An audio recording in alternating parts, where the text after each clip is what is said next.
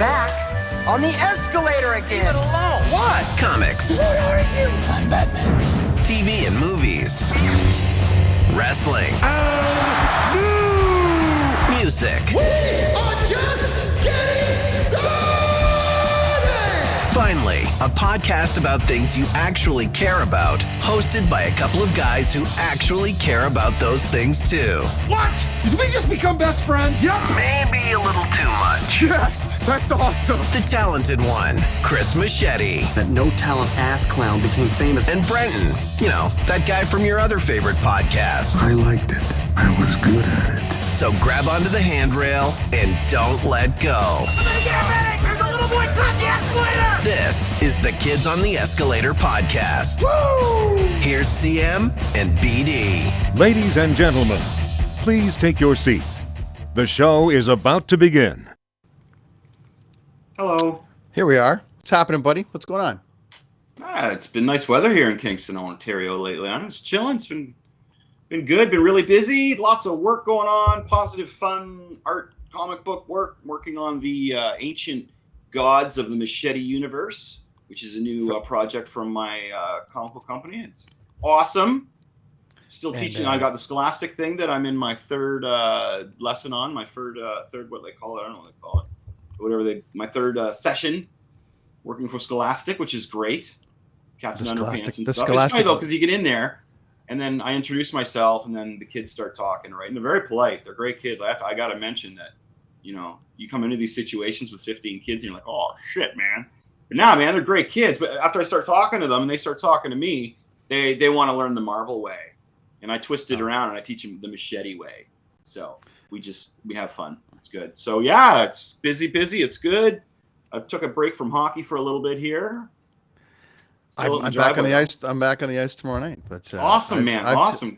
I'm practically taking a break from hockey out here because the Canucks are shitting the bed out this way, and that's been interesting. At least the Leafs are coming back a bit. However, I've got a Samsonov in my pool, and he's out, and so I don't know. That's going to suck. Did they say how long he's going to be out for?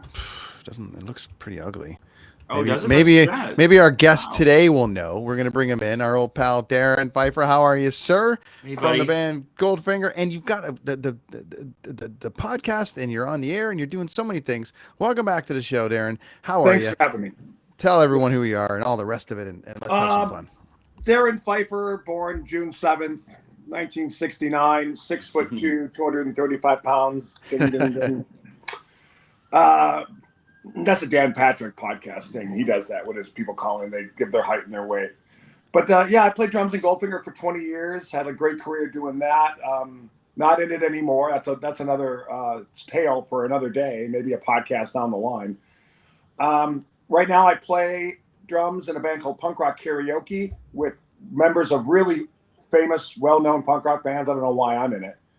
You got Greg Hetson from Circle Jerks and Bad Religion. You got Stan Lee from the Dickies. You got Melvin from No Effects and Randy from Pennywise. And we go around the world and we got about 90 songs and we play and you sing. And people come to meet us. They come to sing and they come to have a good time. And it's literally the funnest band I've been in my entire life, throughout my history of music. We talk every day. We all get along. There's no fighting. We don't have a singer, so everyone shows up on time.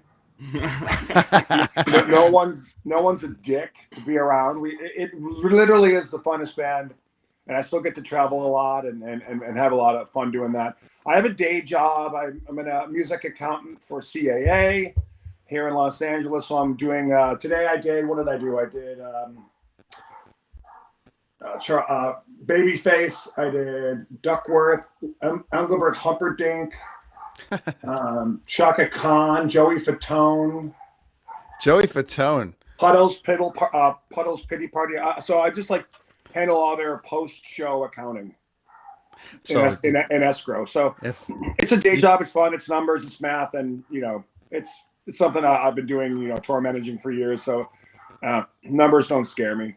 So you deal with the accounting that I submit at the end of my tours, and I go, there you go, and then it goes to you, and then you call me on the phone and go, how come it costs this much money to do this? And I say, because your singer likes to do things and we have to. Yeah, your NBOR is a little off on this one. I did That's the right. math.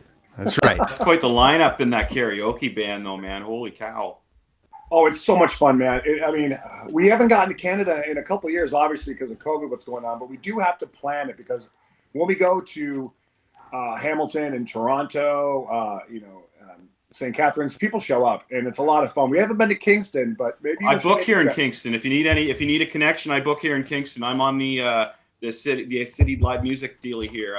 I'm starting a new thing on Machete Metal night, so I want to start showing some more independent punk and metal bands out here and stuff. That's my beginning, throwing my hat in the ring here. I just moved here, right? So yeah. You ever want to come down here, brother? Just let me know. Okay, for sure. I mean, probably obviously summer of 23 when we'll. But yeah, I'll get a hold of you and we'll figure out a way to get to. Yeah. Welcome to the show, buddy. He lost. Getting a phone call. I guess we've done Montreal, we've done Ottawa, we've done Quebec City, but we haven't. We just kind of roll past Kingston, but maybe it's worth a stop. It's definitely worth a stop. Some of the best shows ever there. College crowd here, insane as well. I lost you. I think I lost the audio. You might have to reconnect, buddy. You might have to reconnect. See, he's Darren's on the phone today. I'm just going to put him out. There we go. Yeah, that's right. Bring him back in when he gets in there. It's all good. There he goes. Okay, here we go. Can you hear me now? Gotcha. Yeah. You got us? Sorry about that. Also, I was just saying, the college and university crowd here in Kingston's nuts, man. Yeah, it's a big college town, right? Yeah, my buddy had some friends here that were coming through playing it, and I'm getting old now, and they were on at like 1:30. And I was like, oh, dude, there's going to be nobody there, right? And I was downtown at the Toucan, and the place was packed. And they were excited, man. They were excited. It was really cool. Darren, you said that too when you came. When I saw you in LA last, you came to my show at the Staples there at Crypto now. That's called. And you're like, what time are they on? And I'm like, it's like 8:00. You're like, oh, I love this. 8:00. They were done at like 9:30. It was like you're early to bed. It was great. Yeah, I'll be in bed. Anyways, by 10. Yeah, we're all getting older now. It's like, things shift when you get older. Time shifts. Today, we are going to be chatting about some of the most underrated bands that have ever come around. And they're not in necessarily in particular order. Darren, you do have a bit of an order on a few things, but just in general, just some bands that we think didn't quite get their due or were just not quite there, so or that we love that just weren't quite there. So you have to jump early, you've got duties, so let's talk about your list. And I coincidentally we both had something on the list, but all three of us I think are going to agree with your number 6 and number 5 basically. So why don't you go ahead and give us a bit of a rundown on some of the most underrated bands in your world. For sure. Well, I'm going to start with number 5, which is a Canadian band called Sloan. I mean, obviously, you guys know who they are from being in Canada, and they're legends in Canada. But in America, no one knows who they are. Wow. Which is such a shame. Sloan, and I've played Sloan for people, and they're like, "Who is this, Darren?" I'm like, "It's Sloan." They're like, "Who?" I go, "They've been around for decades. They're amazing songwriters. They put on a great show. They're making some noise again now, putting out music and playing shows. But in America, they're just invisible. I don't know how they do in the UK or in Australia, but that band just writes really fucking good songs. And they seem to all get along. The same guys in the band forever. And when you see a band that has the same guys, they figured it out.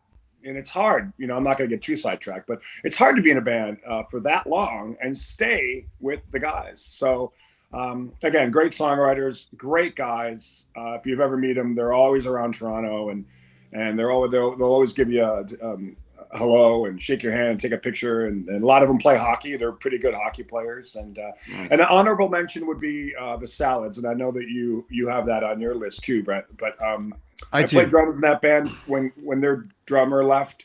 They asked me to audition with a bunch of people. And I'm like, well, why don't I just do it? And they're like, you have the time? Because you're doing a lot of stuff with Goldfinger. I'm like, yeah, I got the time. And so we put out a record and we did a bunch of shows, a bunch of touring. And again, another band that made some noise in Canada. But when you mention the Salads in America, no one knows who they are. And in my mind, that's a crime. And this record in particular is, and anyone watching, we tried to get Mr. D tonight too. He's going to join us down the road, maybe for another discussion. But this record in particular too. I mean, I just absolutely love this album. And this was to me the coming out, not coming out party, but this was sort of like coming off those two giant records, and then all the radio play that was happening. You played them all the time on Edge 102, I'm sure. Obviously, then you joined the band. But man, that record hit so hard. And then what was the title of the record that you played on again? It was called Music Every Day. Music Every Day. And that was the follow up to that, which was equally great. And then radio died. Radio died, and that was a byproduct of and both of those examples of bands that you've just given are bands that basically went gold in Toronto. Gold in Toronto. Toronto gold. But around the rest of the country, it was like it was a scrap. And well, Toronto gold would be like St. Catharines platinum. Right. Well, there's so much of that circuit, the 97.7 circuit, and all those bands that played and did Headstones, and all those bands that we could get on a Canadian content one for hours. I certainly can. Oh yeah, definitely. But yeah, you're right. But yeah, love the Salads. Wish more things would have happened for that. But some classic records out of them. What else? Great musicians. And a great live band too. I mean, I was like the weakest link in the band. I took over for a guy named Grant Taylor, who is just so good on drums. There were times when I was learning the parts when I joined the band. I had to call him a couple times and go, "What the hell are you doing?" And he would explain it, and I'd have to like woodshed it to get it. But I eventually got it. And then of course Dave Zimba, like Eddie Van Halen, knockoff. Guitar, amazing. Just a wickedly talented guitar player, all world. And then Chuck Daly, incredible bass player, like really good songwriter. And then Darrin, who's like the quintessential great vocalist, but also an entertainer, a great frontman. Rad dude. So there was no weak link in that band. I joined right in, and we got along like brothers and put out a record and did some great shows and some videos and. They never got their due. If the people out there watching and listening have never heard of the Salads, or if you've heard of them but never checked them out, really do yourself a favor and go on iTunes or YouTube and fall down the rabbit hole, and you will be a fan for sure. A couple of our friends here, Ryan Lindley, they were the Golden Horseshoe Heroes. So there you go. Costa's out there too. Yeah, agreed. Yeah, absolutely. So good stuff. Yeah, great bands. Roth Kung Fu's one of my favorite Salad tunes from back early. The Roth Kung Fu. Great tune. Definitely. So good. Good stuff. Yep. Where are we going now there, Darren? Number 4 on my list would be a Swedish band called the Cardigans. A lot of people call them a one-hit wonder with Love Fool. And that song was massive. But they had a career before that. And they had a career after that. They put out some records like Gran Turismo and Life was the first record. And she's just the cutest little thing in the world with a great voice. And I saw them live, and they blew me out of the water. But besides Love Fool, you don't really hear a lot of people talking about the Cardigans. And they should, because they're just so talented. Right. They have that video where she puts the block on the accelerator. Is that them? And she sits back on top and... Yeah. Yeah, I'm just looking it up here because I remember. I think it's the video for Favorite Game. That's it. Yeah, I love that one. That's great, and the video's great too. She's awesome in it. I agree. Maybe some of these bands are going to get a revival because one of the cool things that's happened now, it just happened in Vegas, was that When We Were Young festival, and and then Korn just announced their thing today with like System of a Down and all those bands, Deftones, Deftones and stuff. Yeah, so I think you're gonna, there'll probably be like a When We Were British or something, or When We Were Overseas, and you're gonna get potentially your next candidate to the mix, and then somebody like the Cardigans and some of those European bands that are drastically overlooked as well. Yeah, and it's funny that you mentioned the British side of things. My next couple bands are British. Everyone talks about Oasis, and I'm not the world's biggest Oasis fan. I don't hate them. I think they write good songs, and I think that's a band that could have really become like right up there with U2 and Metallica and Green Day, like literally one of the biggest bands in the world if they just would have got their shit together. But at the time when they were coming out, they were at war with another British band called Blur. and Blur to me are way better than Oasis. Way more pop sensibility, shorter songs. They didn't take themselves too seriously. They had no problem taking the piss on themselves, and just really great songs. Everyone knows song 2, woohoo! But like, I mean, if you dive down into their catalog, they just put out one great record after another. And another thing besides their songwriting and their songs was their artwork. It was so magical. And I remember when we were putting out records in Goldfinger, every Goldfinger record we've ever put out has been artwork. And Blur at the time were putting out Park Life and Modern Life is Rubbish and The Great Escape. And I remember like these photographs were so intriguing. And I went to the band and go, why don't we have a photograph on our record? They're like, well, why would we do that? I'm like, because a picture says 1,000 words. Like we've done the artwork thing. It's cool. I like it. Like they're like, well, like what? Like what would be the photograph? And I'm like, I don't know, like us on a park bench feeding the pigeons. They're like, that's stupid. We never actually put out a record with a photograph on the front of it. But artwork aside, man, just one great song after another. A great live band, and then Damon went on to do Gorillaz, and that's a band that if they came back around and I couldn't call a few people that I knew, like you, and get on the guest list, I'd have to dive into my wallet and buy a ticket. My buddy just ran that Gorillaz tour, so it should have, and it did real well. So there you go. Very. Everyone's watching right now, guys. They're like, God, Darren's such a pretentious asshole. I'm not. I just know a plethora of musicians, people, tour managers, agents, crew guys, bus company. I mean, I just know so many people. So if I make a few phone calls and I want to see a band, I can probably get on the guest list. De Casa Los Pulp, there's a good one. Yep. Coffee and TV, I believe it's called, with the little milk carton. Oh, that's one of your favorite videos, Chris. You're like, I love that. That's just like, brilliant. He's doing this, right? He's doing that whole thing. Yeah. Little girlfriend in the pink one across. Oh, it's just brilliant video. Love it. Yeah. And song. Emil, but Morrissey, Emil, to your point though, Morrissey's still just killing it live. He's playing Los Angeles at the Greek on Saturday. That's crazy. I'm going to that. Brennan, who was with me on Shakira Plays Drums with him, and that's a whole thing. It's great. I had two Morrissey people. My the security guy on this tour I just did was also Morrissey security person. So just a weird tie in there. But yes, to your point, I think he's an asshole. I think that's what everyone's saying. So there you go. Over the last couple of years, he's gotten way too political. And he sure. said a lot of really far right stuff. Really, there's no other way to put it. Like racism. He's a racist. He said things about Asian people living in the UK. So you can't walk down the street and hear a British accent. All you hear is Jamaican or Chinese.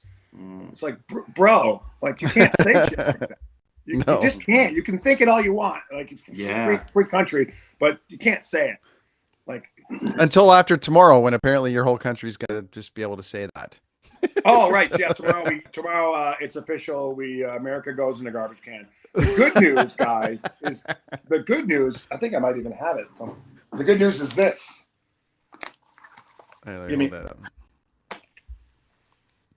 Hey, look at this guy, new Canadian citizen. Yeah. Once America goes in the garbage can, I'm coming home. Nice. Or as close as you can to Buffalo to watch your Bills. All right, buddy, you got a couple more to go.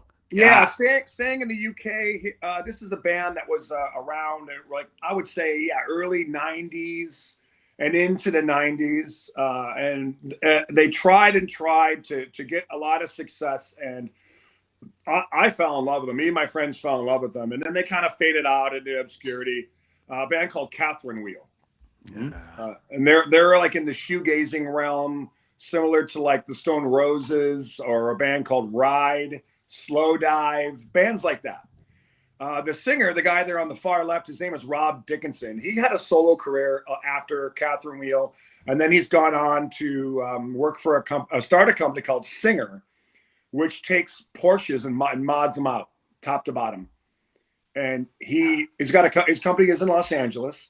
and he does Porsches for like Saudi princes and like billionaires, and he's really into the car restoration world. So he's doing that. But now, me and my friend Jeff, who is an agent here in LA, are having talks with Rob and to try to get the band back together. I've talked to all 4 members. Everyone's on board. Everyone said they'll do it.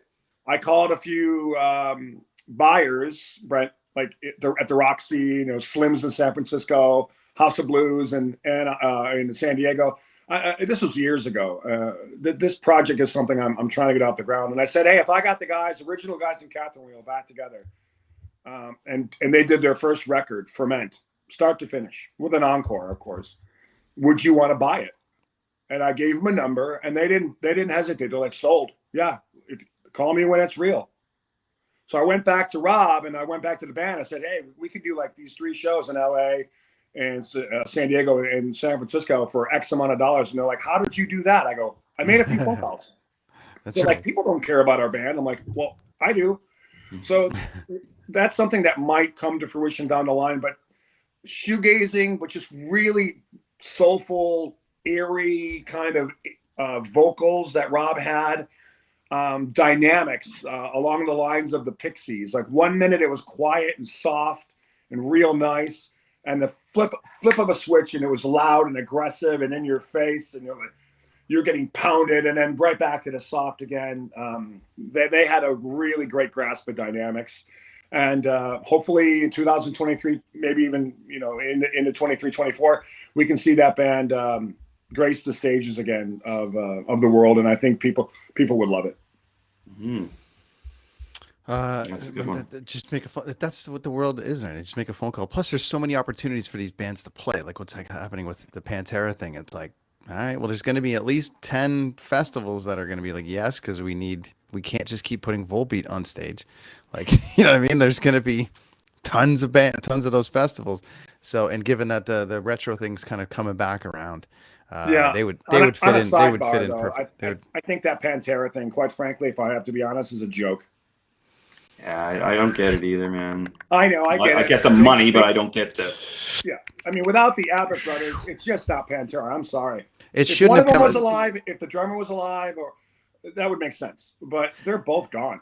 No, it should have been. Here's the problem. And we all can talk business all day long, but I thought when Phil Anselmo and the Illegals was out, I thought that was great. There was Phil, and the joke was he had a bunch of illegal immigrants in the band, and they just played Pantera songs, and that was his sort of like tribute to Pantera. And it was like great. And if you watch the stuff online, it's deadly. It's pretty cool. Phil doesn't really have it anymore. He's kind of just standing there like, oh, my back hurts. So it's it's not visceral like it was, right? Like then that's what made Pantera so like crazy. And with the brothers going, obviously that's the thing. I think that they probably could have called it like Brown and Selmo, Wild and Benante, and just went with the 4 last names, a tribute to the Abbott brothers or something like that, or a tribute to, to something. And Pantera fans would have bought in all day, because then they would have went, okay. And then you kind of come out with that, and then you kind of ask for permission to call it Pantera. To me. Well, it could have said those names and then pay tribute to Pantera or a Pantera tribute. Yeah. Something that idea is genius. Someone should have said that to them. Like, you can't call the band Pantera. Like, I know there's 2 of the guys in the band, and by the way, I've met Rex Brown. He's a total douchebag. I had him on my show, and he was combative. He was not a good guest. And Phil Anselmo, he did at the Lucky Strike, which is a bowling alley / venue in Hollywood. A couple of years before the pandemic, he was seen on video doing white power and then doing the Nazi thing. I was at that show. You were there. I was there. I did not see him do this. I left early. I had to get up, or I was tired, or whatever. I had to leave. But if I did see him do that, I think we would have had words. Yeah, it's just that and I think everyone is sort of on the same page about it. We can get to your number 1 here in a sec, but I think everyone's kind of on the same page about it. But somebody, I read a quote somewhere from one of the bands. It might have been Corey Taylor, or it might have been somebody, and he said, "We're all going to complain about it, or you're all going to complain about it, and then you're all going to go see it." It was I'm like, I'm and not. that's why the money. I'm just saying that's why the money. It'll be seen, whether it be on YouTube or whether it be on something. He goes, you're all going to complain about it, and then you're all going to go see it. Yeah, I've seen Pantera back in the day. I don't really Me need Too. too. I don't need to Me see too. this abomination. I mean, all those guys are great dudes. Like they're all great guys, except for Rex and Phil. Zach. So two of the guys are great. Two. Yeah, Zach and Charlie are great. Yeah. The other guys are kind of not so much. But I would. And also, and on a side note to that, Darren, too, and you might know this, but doesn't Charlie have carpal tunnel? So that's why Anthrax always has a guy kind of on standby, like to play. So Charlie will play like 3 shows, and then the guy will come in and play in Charlie's place. I did a whole tour with them, and he wasn't on it. Like, you know what I mean? Like it was. I think it was Jason. Wasn't Jason Bittner playing drums on that? Maybe, but it was like Charlie. So I'm like, can he play those 10 shows? Great, but it's like. What happens when he can't play? And it's like, well, now we're bringing the drummer in from this band, and then it just loses the thing. But the $1 million is still there. So, so whatever, man. I don't know, whatever. And you're number one, buddy. You're number one. My number one is a band that I don't think a lot of people know who they are, but they should. Another British band called XTC, like the letters XTC. And Andy Partridge, who's all the way there on the left, who an absolute brilliant songwriter. You might know their hits, "Dear God," "Making Plans for Nigel" is another one that made a lot of. Oh yeah. But they had a number of great songs. Peter Pumpkin, Ballad of Peter Pumpkinhead, Senses Working Overtime, Generals and Majors. Mayor or Simpleton is probably my favorite song by theirs. The problem with XTC is Andy Partridge there on the left. He developed crippling stage fright. And he had a very, very tough time performing live. It got worse and worse and worse to the point where they just became a studio band. They would put out a record, maybe play 1 show or 2 a year because Andy just couldn't do it. Interesting. Which sucks if you're in that band. They're like, dude, look, this is how we make money. Playing shows. And there's a band that if they somehow, by hook or crook, got back together and played a show, because I think all of them are still alive. If they did a show, I mean, I don't care what it would cost. Like, if I'd pay.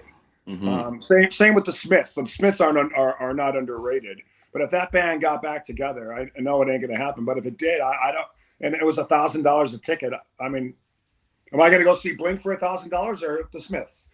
And that was a joke. But yeah, I mean, if XTC got back together, they would be doing some very large venues. And again, just great songwriting. And you don't hear a lot of people talk about them at all, ever. No, that's true. That's true. Well, there's no one waving the flag, but the good thing that you have a show. Where can people find your show, sir, online? My show is called The Dangerous Darrin Show. It's adobe.com is the Adobe Radio is the platform, but it goes out on all the typical service providers like Pandora and Spotify and YouTube and Amazon Music. It's Apple Podcasts. It's called The Dangerous Darrin Show. It's on adobe.com or dangerousdarrinshow.com. Or find me on Twitter and Instagram at dangerousd_show. I got some great guests coming down the pipe, right? I got Neil deGrasse Tyson coming on. Oh, you got Neil deGrasse. Good for you. I'm just waiting for it. I've read all of his books. I'm a big science and astrophysics nerd, so I'm going to have him on the show. Glenn Matlock from Sex Pistols said he'd come on my show, talk about the Filthy Lucre tour that Goldfinger did back in 95, 96. Wow. When Sex Pistols got back together, we were the opening act, along with another band called Gravity Kills. Okay. Oh yeah.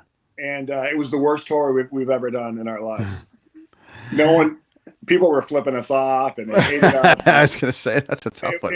Everybody was in their 50s, and we were in our 20s, and so after I won't fall down the rabbit hole too far, but after 2 shows, we're like, how do we do this and keep our sanity? So we just started to make fun of the people in the audience. We're like, we play a couple songs and then we hear boos, and people would do this the whole time, the whole show. Like we had 35 minutes, they would just do this.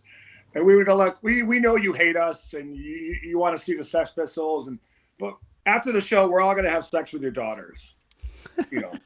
Then we play a couple shows and they'd boo, and we're like, look, we know that you hate us, but we take solace in that we have a long life ahead of us, and you'll be dead soon. Right. Just nail them. And the boos they were throwing stuff at us. It was great.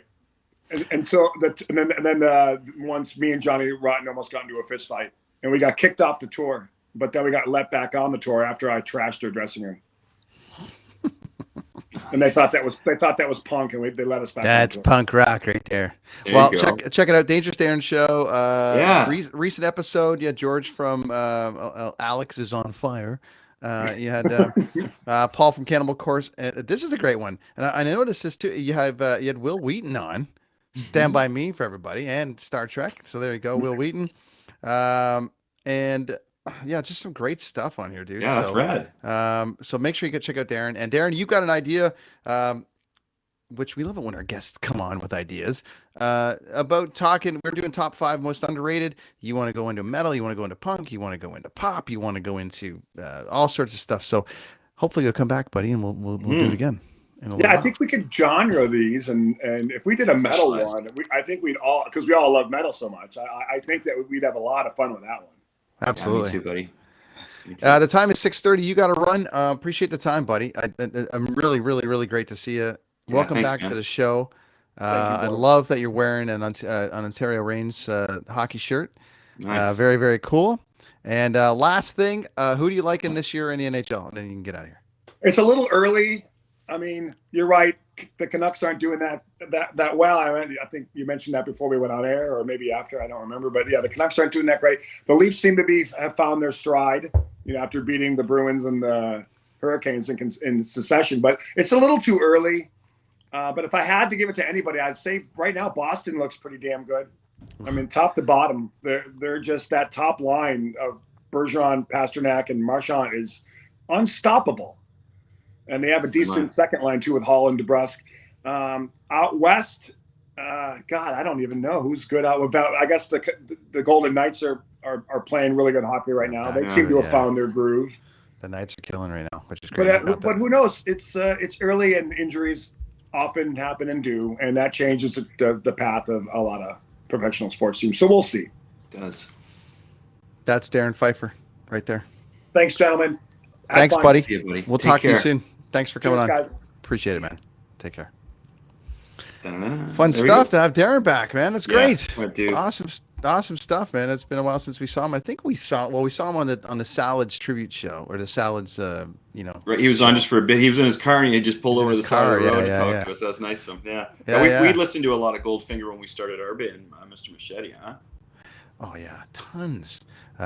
Hey DaCosta, can we all laugh at Jack Campbell at least? Come on, he'll find his way. I think there's just, you can't. DaCosta, you're playing with the best player in the world in front of you, and I know that's going to rile up people, Austin Matthews fans, but let's just call it what it is. And McGregor's the best player in the world. There's got to be a point where you go, I've got him in front of me. I just got to play better. That's just the way it's going to go. He'll bring it around. Yeah, he will for sure. All right, buddy, let's go to your list. Chris's list you got tons of stuff here, which is great. Well, I got a few anyway. So I was going to hit some thrash metal to start off. So I'm kind of skipping around genres here, as Darrin was saying. It'd be cool to specialize in one genre each time we do it. But for now, I'm going to jump around. So I got a thrash metal band from the mid to late 80s, of course. This is a band called Nuclear Assault. And Dan Bilker was in this band. He was the bass player there. He's far left, who was also in SOD. He's done a lot. Now, these guys were really, really cool. I really enjoyed the riffs, of course. They had that chunky riff, and they had the thrash sound when it was just first coming out in the late 80s. I saw these guys live with like Testament and Slayer. It was just amazing. Albums to look for would be Handle with Care, 89, and Survive, 88. That's a cool thing back in the day. They used to put albums out like every year, right? Like, sit down, write an album, record it. But yeah, Nuclear Assault, as far as metal and thrash goes, man, check them out. And my backup would be one that you grabbed, right? Prong. I have them in mind, and we'll get to that. Yeah, but definitely we'll get to honorable mentions. Okay, sure. Well, there's my thrash metal band. Do you got anything heavy you want to throw in there? I mean, Armored Saint for me was was a big one. Where'd they go here? Where'd he go? That was your nuclear assault. Sorry, I had an Armored Saint graphic and it went away. That's right. But Armored Saint for me, obviously John Bush, eventually went on to Anthrax, and I think there's something to be said about the fact that Anthrax brought him in. People were like, "What the hell? Who is this guy?" And then, Metallica would take him out again. They opened up a whole ton of like metal tours still, even up to like whatever a couple of years ago. And the record they just put out like 2 years ago was killer. It's absolutely killer. And there's John's voice back in there again. There's just something to be said about a band that like all the metal guys go, yeah, let's just bring Armored Saint out. We owe them because we got so famous, and they sadly didn't. And we had we talked about the metal there a couple months ago on the last season. With what's our friend's name there that was on with us from the metal band from San Francisco? He was at the house. Oh shit, it'll come back to me. But anyways, we had him on the show. So Armored Saint, that would for me was one that never got its due, and I just think they got lost in the shuffle. They're right in that 83, 84, the switch. You're gonna touch on one of my favorite bands soon, and they weren't quite pretty enough. You know what I mean? Like they just kind of, yeah. Who else you got there, buddy? Okay, so if we want to hit pop sounds, now this is your quintessential '90s sound. Matt Sweet, holy crap, man! Yeah, this guy was like, yeah. Look at him. I love it. That album's just flawless in my opinion. And he played most of the instruments on that and wrote most of it. He'd get a lead guitar player to come in and do some stuff here and there, right? Some guest musicians, but for the most part, it was all Matthew Sweet. And it just friggin' dripped of indie sound, like from the 70s indie, but 90s kind of claimed that sound, didn't it? 90s claimed that indie sound. 90 indie sound with a 70s vibe. I think that's what we all were into.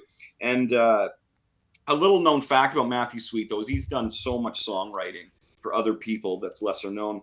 A funny one is the Austin Powers song, and the BBC. And the BBC, he's actually in there. He's the absolutely with Susanna Hoffs from the Bangles, and she's in there as well, right? Yeah. So, so he wrote or co-wrote that song, and he's in there. And just if you want to look at something 100% fun that Brent just showed, wow, that album is just flawless in my opinion. It really that's is quintessential '90s right there. And then a little before it was Girlfriend. That was '91. 100% Fun come out '95, right in the middle of the '90s, man.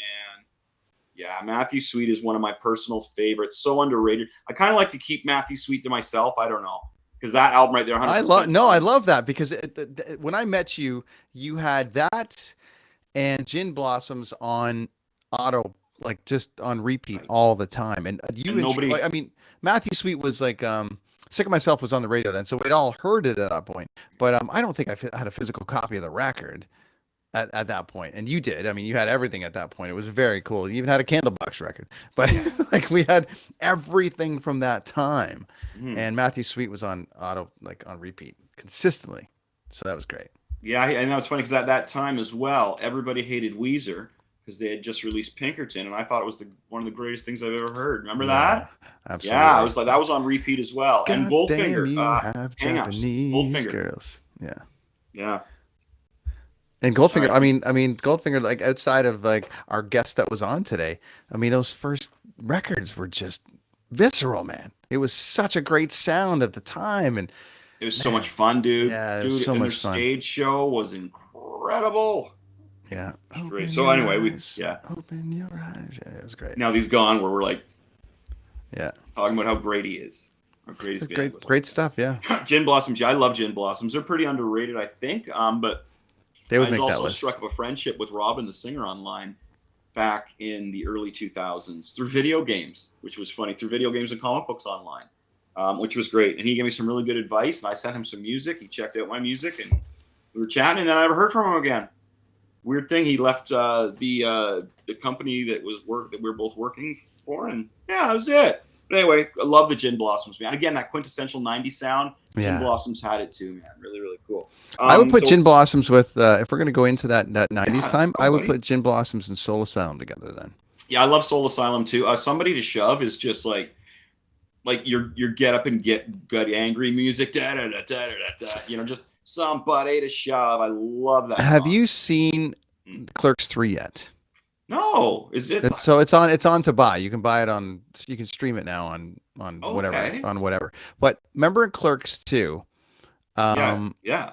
you know, they Kevin dropped a Soul Asylum song in there, Misery, right? Okay. And it was just perfectly timed, and that was Clerks 2, and I was like, God, this is just such a perfectly timed song, and for this perfect band that represented, to me, I really think Soul Asylum and Jim Blossom are in that they represent the Kevin Smith people because they were just a little bit off to the side. Well, you know what's funny? Right? So I just sidebar on the whole Soul Asylum Kevin Smith thing. He's had their music in since Clerks, dude. He had a song in Clerks from them. Right. Now, I think that I love the way they place Misery, but at the very end of Chasing Amy, there's a Soul Asylum song, man. You and me and 3 or something, and it's brilliant. And when that drops in, and mind blown, dude. Every writer wants that moment. And at the end, Chasing Amy, with that music on, you're just like, he just nailed it. And so that's fine. So I guess that's a discussion for another day as we get into like some of those 90s underrated bands that we miss, because we've got a mix going on here. But geez, those Soul Asylum and Jim Blossoms definitely land right there, together. Yeah. Dripping with 90s vibe, which is so 70s handed down. It's our Gen X stuff, right? Like, totally. I love it. Yep. Okay, so moving on. So as far as like a hair metal type band, I went with Tesla. Yeah. Because I love Tesla, and they're there. Like, wow. It was funny. I guess they all are. It's just the drummer that was really, really kind of. Well. In the far left there, maybe. Yeah. I guess they aren't that. It just didn't go. If you can, it's really about the looks back then per se. No, I get it. Because it wasn't like Jeff Keith was like this Adonis. When you compare him to like Sebastian Bach, or you compare him to like, even Bret Michaels or Jenny Lane. And I know that they wanted to like separate themselves from them because they were more of a blues band. And they were earlier to them, to that. But they're one of my favorite bands of all time, as you well are aware. I love that band. I love this band, Tesla. They're great.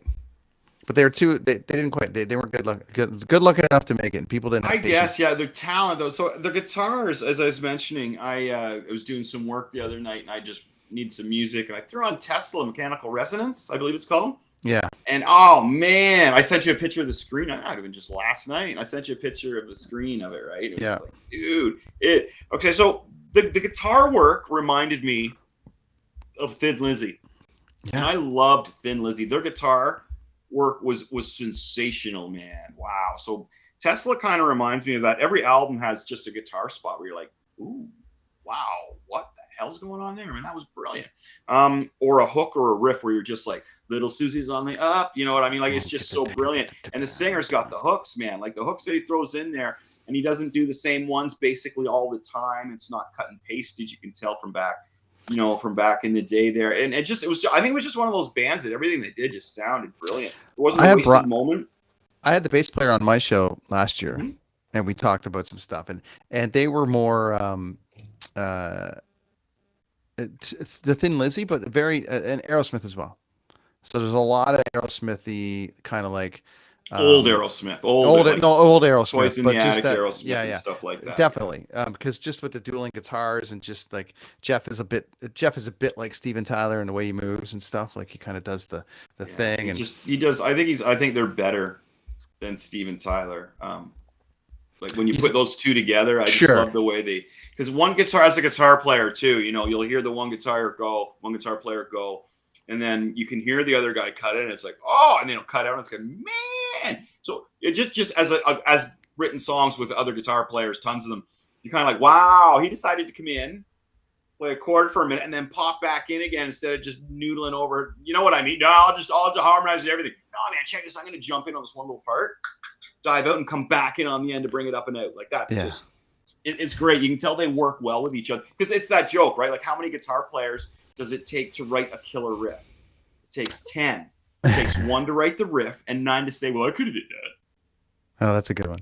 I like that. Every guitar player is better than every other guitar player. And if you can find a musician or a guitar player to play with who doesn't feel that way, then hang on to that guitar. Well, we talked about that a couple weeks ago with the Taylor Hawkins tribute and Wolfie going out and doing the Van Halen stuff, and it was people were like, oh, you know what? People play Van Halen, and Russ from Steel Panther plays Van Halen, and all these guys play Van Halen. It's like, sure, but Wolfie's got the feel, and that's why it just felt so real. It just felt so goddamn genuine and awesome because he's got the feel. Well, he was taught by Eddie too. It's not like Eddie has. It's not like he's Joe Satriani or these other guys who used to teach people. Mm-hmm. You know, and there's a couple guys that taught. You know, you got the guy from Testament that was taught by Skolnick was taught by one of the greats, and then it's all handed down. So Eddie didn't teach anybody except for Young Wolf. Crazy. So young Wolfenstein there, man, has got a lot of shredding in him. And the cool thing is he doesn't feel that he's got anything. He doesn't need to prove it to anyone. So he's not like shoving his work in everybody's face. Except he just put out one of the best rock albums in the last 5 years. Yeah, his solo record is fantastic. It's really, really good, man. That's big great. Hits. No, good for him, man. Big riffs. Played everything on the record. Yeah. I had Fair Warning on the other day, front to back. Oh, so good. I love it. Eddie's my favorite musician of all time. So, okay, so Tesla, just the guitar work in Tesla, man, and me being a guitar player, highly underrated because you listen to their music and it's just some of those songs could have been like the biggest hits. I think, like, you know, they're so. And catchy. check out for people like, you know, if you're interested, the latter stuff they've done too, like the Bust a Nut record. All these bands, just for the record, a lot of these hair metal bands put out some of their best albums in 1994 because that's when they were getting destroyed by everybody, right? They were Nirvana, like we'll touch on, you know, Pearl Jam had come and kind of wiped it clean. So some of those bands were like, well, we got to put a grunge record out. But then other bands like Tesla doubled down on what they were doing and then just riff the shit. And then we met in 94 and I was like, I want to play this song by Tesla. You're like, no, we're going to write our own songs. So I'm like, okay, great. But I was so like that fucking record. I loved it so much. And like Warrant did a killer record. Skid Row did a killer record in 94, 95. They all did these amazing albums. Fucking Poison of all the bands. Richie Kotzen did a full blues record with Poison. Mm-hmm. It's deadly. It's like some of the best playing. And they're all Richie Kotzen songs. They're not CeCe DeVille songs, or they're Richie Kotzen like blues driven songs, and all these bands did it. So Tesla has never stopped putting out really good stuff. So I'm glad they're on your list. Right. Okay. So the next one's my Canadian band, and we had the pleasure of doing many shows with these guys, man. Bionic from Montreal, and Ian Blurton, legendary Canadian music god Ian Blurton was in the band for a while there, and that's when we got to play with them. Yeah. Well, both times we got to play when he was in there and when he wasn't. But man, when he was in there, this band was unreal.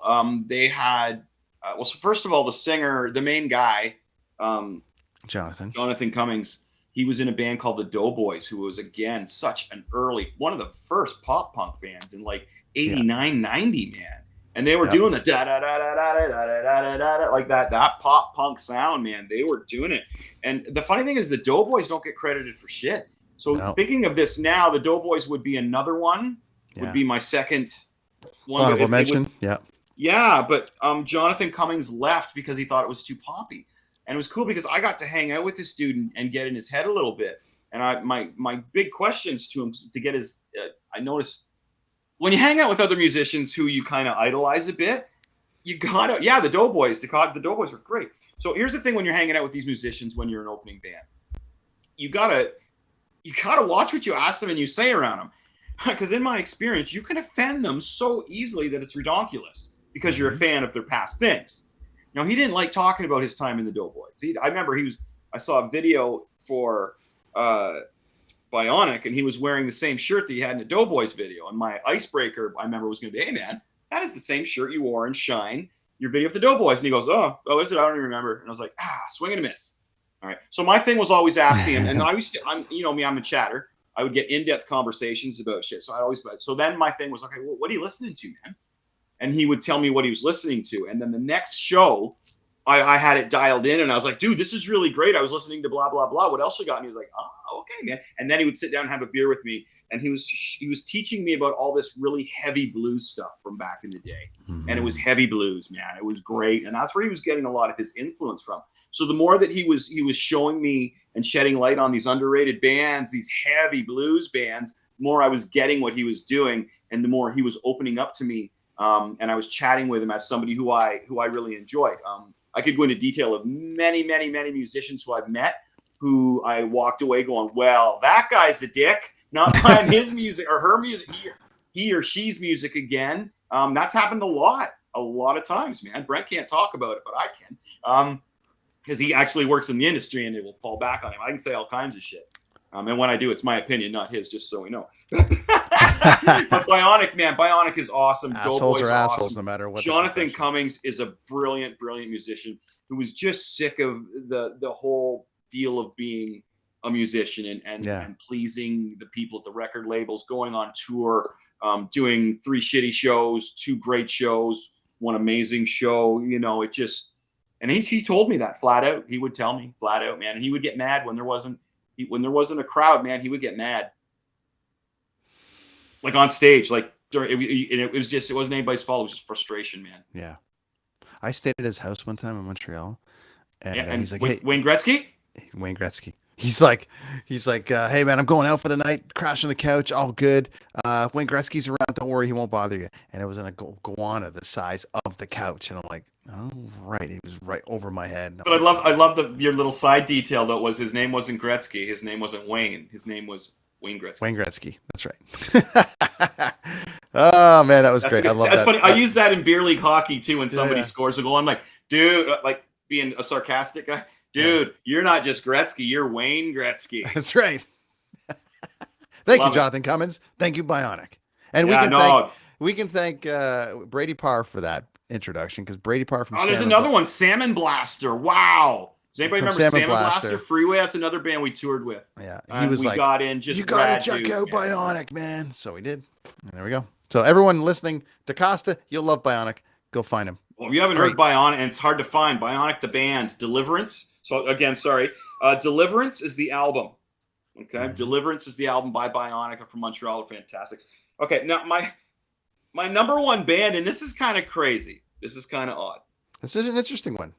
Well, the reason that I call these guys underrated is because when I was younger, anybody I talked to hated them. And I was like called so many derogatory names because I grew up liking the band Kiss. Now again, I'm 50.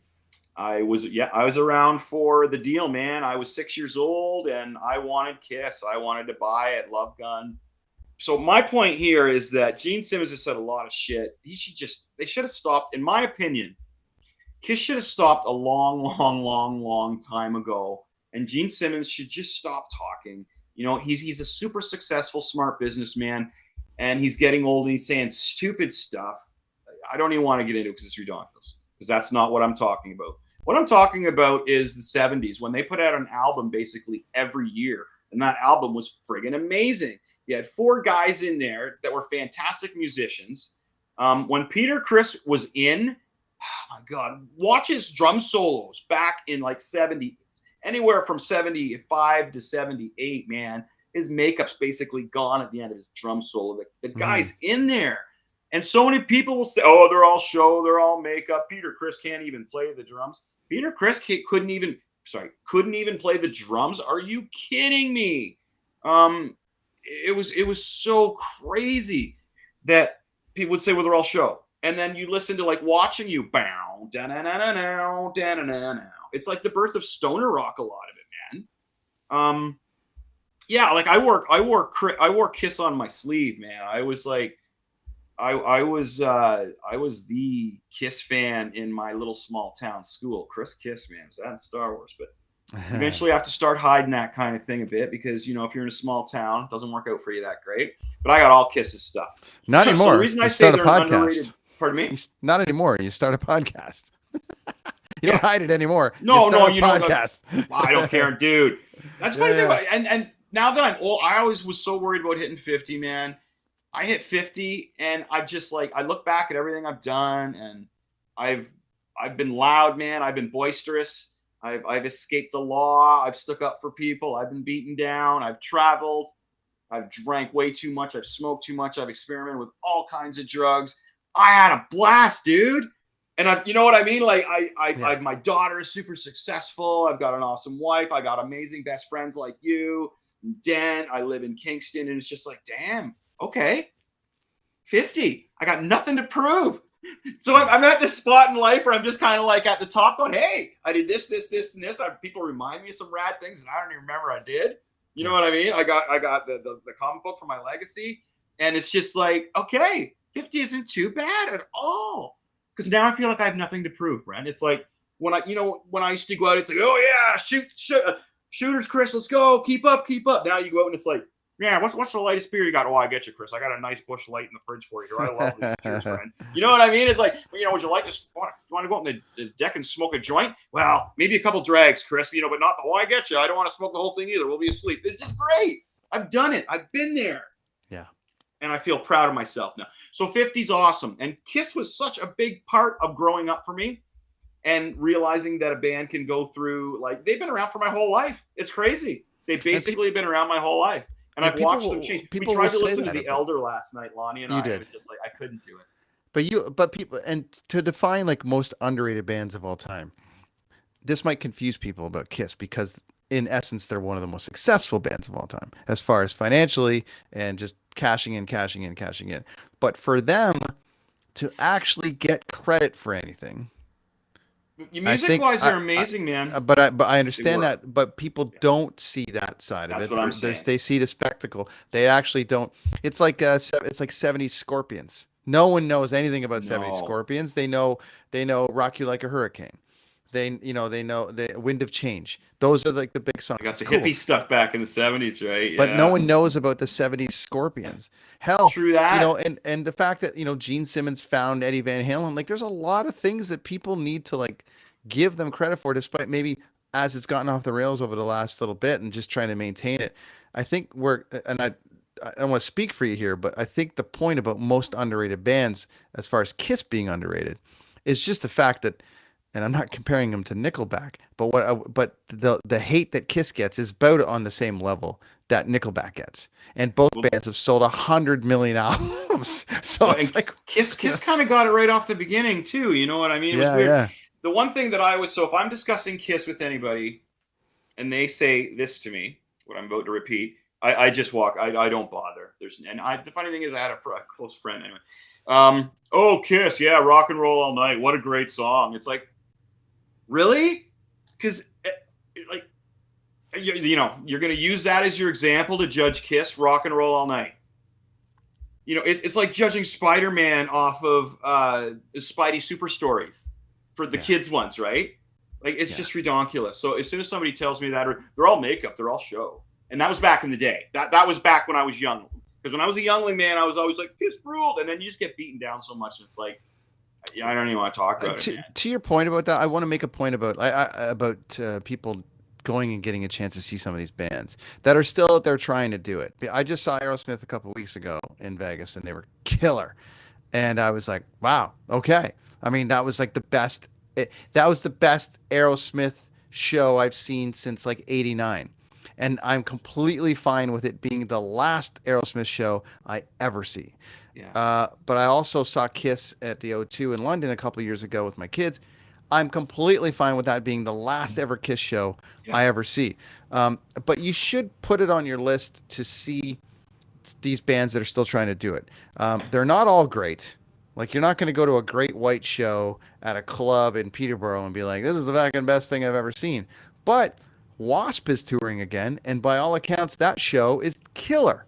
So it's like, is Chris Holmes in there? No, I don't think so. I think Chris Holmes is face down in a pool somewhere. But he was just, dude, right before COVID, he was here. We had him on the KPP circuit. Yeah. I don't know. I'd have to double check and see if he's back in. I don't think so. I think him and Blackie are in bad shape. But regardless, from what I've been told, it's great. Priest goes into the Hall of Fame this weekend. Nice. Plays, and they bring Dowling and everybody in. Like, it's not just rock. Like, just go see everything. if you have an opportunity to go see all these bands that are Well, like that's just kind of out tough doing it. sometimes too, though, when the ticket prices are $1 million. Well, that's if you got Killing if you us. got the means, or you can catch them on a fair or something, or you can catch them. You know, you're always going to find a lover boy at the state fair. You're always going to find April Wine down the street playing. There's an Beer Fest. underrated band, man. Absolutely. Holy cow, they got some songs. Man. Sign of the Absolutely. Gypsy Queen was like, oh, that's just. And when like, you actually type in most underrated rock bands of all time, they are in like the top 25. I could So there see you go. that. April Wine's a great band. Yeah, they're another one of those ones with the guitar harmonies and stuff where I'm always just like, dude. Ding, We're ding, running ding, a bit. ding, ding, We're ding, running a ding, bit da, on da, da, time. da, da. Well, that Pardon, and that bell is as famous as any riff in any song ever. Yeah. Right? Ever. And like everything will be all right. That became a beer commercial. Not even the ding ding ding ding ding. Not even that. Just the chorus out of that. So you got two iconic things out of that one song. So yes, I'm with you. Okay, we got to go soon, but I'm gonna just blast through mine real quick here. Oh wait, one sec. Yeah, Dude, I've always loved Duran Duran. I've always they went loved in last Duran night too. Duran. They went in last night too. And they all looked great. They played Girls on Film. They played Reflex, and they played Ordinary World, which is a massively like underrated song. Right. You know, and that's great. And plus, they were like the first band to get the Bond soundtrack, like in '85. Yeah, View to a yeah, Kill. yeah. Remember Yeah. View to a Kill? Remember that? Yeah. They were like the Dude, first. I remember band. View to Kill, Union of the Snake. I got just the cassettes of those. No, I was a really big Duran Duran fan back in the day. As I say, like I listened to all kinds of music, and there's so much stuff I wish I could have been. I wish I grew up in a bigger area, so I could have expressed myself a little more. But I did. You know, all good. You know, they played the same night. So they played the same night that I was in Toronto. Wow. A couple weeks ago. So Edge was in at the arena with Raw. I had my show, and Duran Duran was at the amphitheater, and I was like, "Oh, I can't get over there." So you wanted to mention one more? Yeah. So, anyways, on mine, I just want to. I'll blast through mine real quick because obviously we had to make room for our guest today.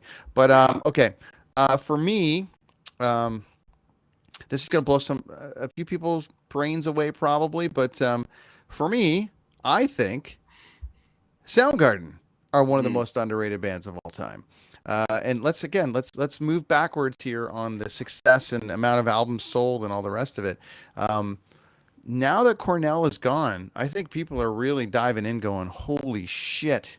Like it really, and his solo stuff and everything. So Cornell, just on his own, as an artist, He didn't get respect. He didn't really get a lot of vocal respect until he left Soundgarden. You know what I mean? Like, right. And Temple of the Dog was a great album. I remember buying Temple of the Dog when it first come out and being so stoked on it, and then it's just like, holy shit, his solo stuff was great. He just did it before he died. He did a cover of "Patience" by Guns N' Roses, which is fucking amazing.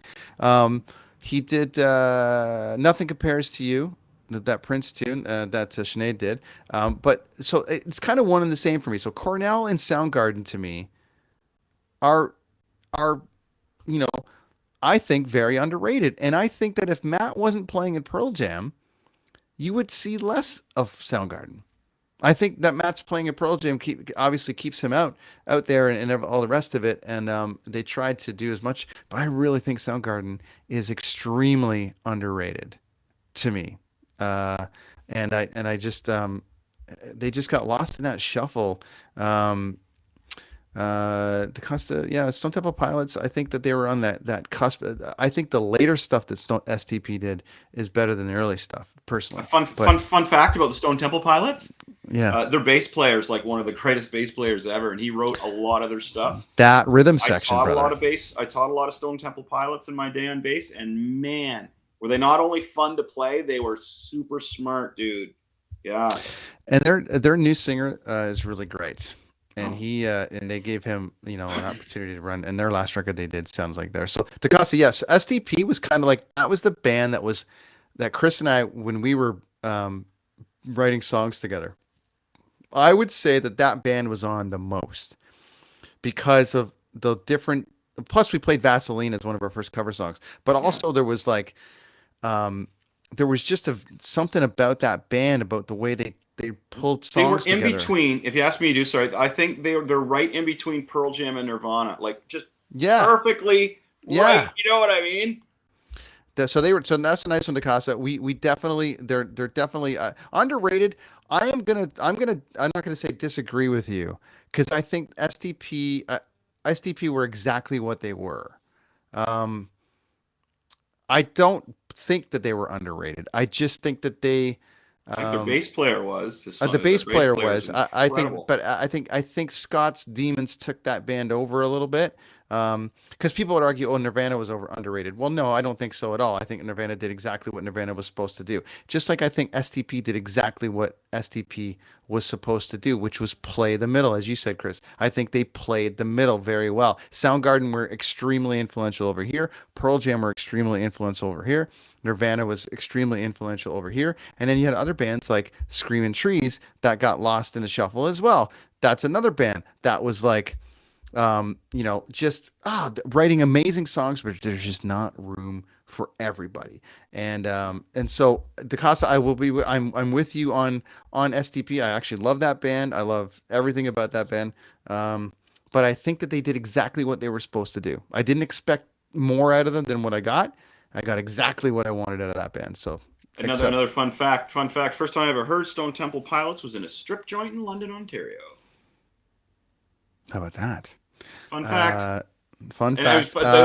Sorry, but we were sorry, I wasn't finished. No, I was back in time there at that strip joint for a second there. A couple more. You and I both agree on Prong. Yes. Prong was definitely one of the most underrated metal bands of all time. They were dropping the riffs just as heavy as Pantera and Slayer, but with that, had that really. They're like a combination. They were like a combination of Bionic and Pantera. And something like they just drove, which is why maybe we love Bionic so much. But Prong, killer, their last record, awesome. And there's a bunch. I had Blue Oyster Cult. I had a bunch of different ones. And then obviously we can't forget about the Kinks. So I mean, Jesus, this band, everyone covered the riff. They really did. Like it's just like, to me, the Kinks are like. Everyone covers that band. Everyone pulls something from that band, and I don't think that there's like Green Day. Like you think of like dead end, dead end. That's Kinks, just slowed down. It's any. You listen to I listen to Green Day now, and I go, my God, there's so many Kinks in Green Day stuff. So yeah, I think that they're one of the most underrated bands of all time for sure. Another honorable mention would be Hanoi Rocks in the hair metal. Holy shit, yeah, that guy died. Hanoi Rocks. Yes, you want to hear where like Motley Crue and all these other bands got their sound from, man. The Sonics, that's a good one. Yeah, but Hanoi Rocks, man, you want to check them out. They just their songs are party rock songs before a lot of the other bands grabbed them. So that's a brief list, an hour long. That was fun, man. I like that. That was a great episode. An hour long list of underrated bands that we could go on for days. I have guests for days for this topic. As far as like Darrin coming on, we've got music journalists coming on. We could go for days on this subject, and we did 3 weeks in a row of the Halloween thing. Geez, we could probably do more of these, but we'll whatever. There's lots coming up. Oh, that's fun. Why don't we do that? I like that idea. Yeah, that's fun. We've got some more stuff coming up. Obviously, we're gonna have some new series starting soon. Our old friend Mike posted that Andor might be the best Star Wars series made yet, which was interesting, and I still haven't watced it. Yeah, I haven't either. We'll have to let him come on and just do his thing. Yeah. So it's kind of cool because I won't be able to argue about anything because I haven't seen it. But I just saw him posted. I just saw him posted the other day, and I was like, I gotta dive into this show. And I watched the first 10 minutes of it, and then I got pulled away. We got the dog. Anyways, it's a whole thing. Buddy. Right on. Well, that was a good episode. I enjoyed that, and it's always good to have Darrin on. I have some questions I wanted to ask him, but another time. We'll get into that down the road. He's got lots of time for us, which is awesome. For sure. So. I know. Yeah. Just some old Goldfinger questions. There's one when he gets happy about it, and I see that, and the door's open. I want to. Yeah. So DaCosta hasn't touched Boba Fett yet. Do Boba Fett. It's great. It'll like touch. Boba Fett, yeah. It'll pull all the heartstrings for you, DaCosta. Don't be afraid of it. Go for it. Despite there's people that review shows and rip it to shreds and want to rip it to shreds, and sometimes you got people like Chris and I that just want. I mean, we have our moments with Star Wars, but we like to just be.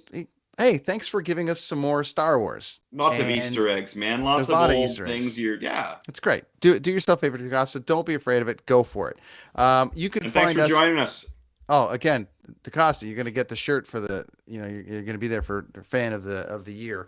To kidsontheescalator.com is back up and running. It was down for a couple weeks, but it is back up and running. So please join us over there for all the episodes, past and present and future. You can also catch us on Kids on the Escalator on YouTube, where we're going to, get all tidy there and have some more highlights. And I don't know. Oh, you got a cat there. I'd bring my dog, but he's probably passed out upstairs. That's just he's like right there. Oh, here he goes. Here he is. I should give you a dog. Hey, what's going on? I should give you. What the hell do you want? I don't like. I should give you a dog update because he's quite large now. But anyways, what the dog is or my cat? Both. The dog's getting there too. You can find us every week on the Dean Blundell Network. Thanks to them. Thanks to you guys for listening. Thanks to Darrin for coming on. Hope you guys will join us next week down the road. It is a long weekend. Dad. Dangerous Dorothy, Gracious Gary. We can't wait to hear your 5 underrated bands of all time. Yeah, be Elvis, the Beatles, and Waylon Jennings. Just kidding. We cooked them. We had them over last night, Brent, for ribs and chicken, and it was just like the best. We cooked the best ribs and chicken ever for them. We had such a good dinner last night. Yeah. Cheers, folks. Good times. Rad dudes. Thanks, everybody.